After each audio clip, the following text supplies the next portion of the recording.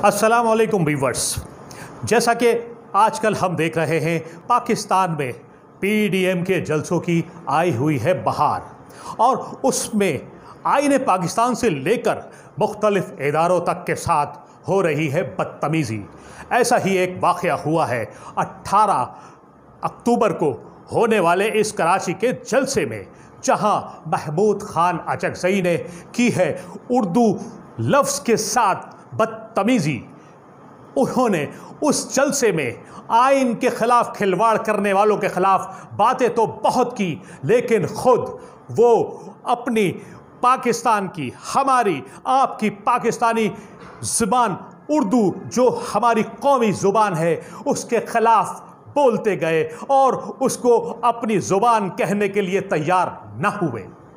बात यह है कि जितनी उम्र है उनकी, मैं उनको क्या कहूँ। बात यह है कि सिर्फ इतना कह सकता हूँ कि बंदर क्या जाने अदरक का मज़ा। मेरी उर्दू फ़कत महबूब से बातें नहीं करती, भले हालात हो मुश्किल, मेरी उर्दू नहीं डरती। वो होंगे और जो उसको रुलाते आह भरते हैं, मेरी उर्दू है जिंदा दिल, वो सिल सिल कर नहीं मरती। मेरी उर्दू है रज़िया सी, पलट कर वार करती है, मगर जो प्यार करता है फिर उसे प्यार करती है। मेरी उर्दू है जिंदा दिल, पलट कर वार करती है, मगर जो प्यार करता है ये उससे प्यार करती है। अगर याकूब हो तुम तो गले तुमको लगा लेगी, मगर कुर्सी नशीनों की गुलामी कर नहीं सकती।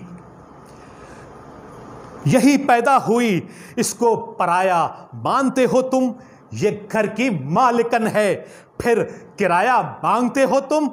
अरे हक छीन लो, आवाज़ कुछ ऊंची करो पहले, ये बेटी माँ भी तो इसकी है यही धरती।